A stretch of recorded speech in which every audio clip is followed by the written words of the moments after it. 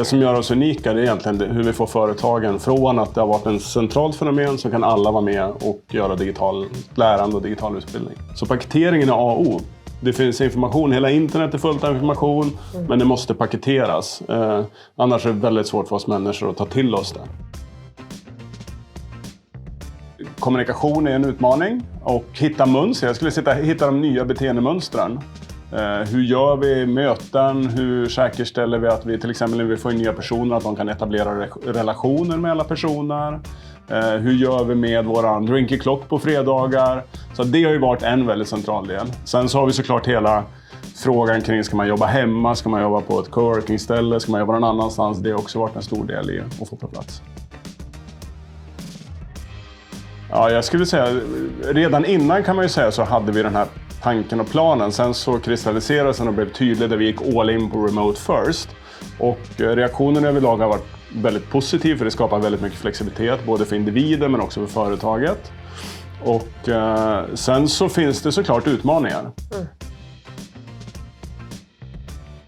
Jag tror att många förknippar traditionellt kontor med kultur. Att kontoret ska vara en kulturbärare, det är där man samlas.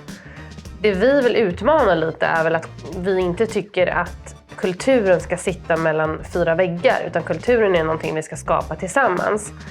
Och jag drog ett exempel just på det här med kultur är ju att när du samlas på ett kontor, det är superhärligt i viss del men det skapar också en inlåsningseffekt. Och nu när vi möts på coworking-ställen så kan vi vara uppemot 17-20 personer som äter lunch samtidigt. Vilket jag skulle säga är en mycket starkare kultur än när man sitter på ett kontor och man lunchar 2 och 2. Vi har ju redan gjort det. Vi har en person som sitter i Paris, vi har en person som sitter i Malmö. Och det har ju också skapat en större möjlighet för oss att rekrytera. Och det tror jag också gör att vi rustar det väldigt bra för att gå just internationellt. Men jag kommer tillbaks till att det är precis det vi var tvungna att ersätta med de här mötena människorna. För kultur uppstår ju, skulle jag säga, mellan människor och i samvaron av människor. Men den går ju också att göra digitalt. Sen behöver den ske på ett lite annat sätt. Sen är det fortfarande så att vi samlar, vi kommer om en månad ungefär samla allihopa. Och den här gången i Stockholm, men det kommer bli på andra orter sen också. Så att det är nya metoder. Men återigen som Marie sa, kulturen sitter inte i kontoret utan mellan människor. Jag tror det är viktigt att dels att du vågar lita på individerna och det speciellt efter corona. Nu har vi sett att hemmakontor funkar. Alltså, du kan jobba flexibelt utan att det påverkar verksamheten.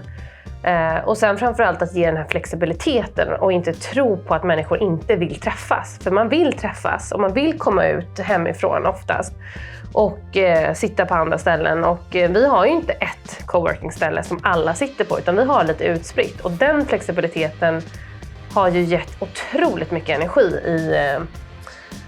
i företaget. Att om jag åker ner till Göteborg så kan jag sitta även på ett coworking-ställe där. Eller om jag sitter hemma så kan jag både åka in till stan centralt men jag kan också ha någonting jättenära mitt hem där jag har mitt liv. Så att jag skulle säga våga lita på att ni kan bygga kultur på andra sätt och inte bara genom att ha ett fast kontor.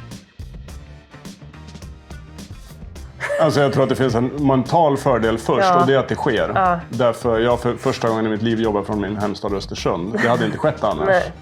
Så det är en grej. Men sen finns det en administrativ grej som är också central. Inte massa utlägg utan man vet man har kontroll på kostnader. Man kan ha den kontrollen som behövs. För det är klart det är ju en kostnad och man kan inte släppa det helt fritt potentiellt. Så en administrativ fördel också. Men jag skulle säga att den mentala delen är viktig. Att det faktiskt finns. Så man inser att shit, det här går. Nu, inte om 10 år utan det här funkar faktiskt nu.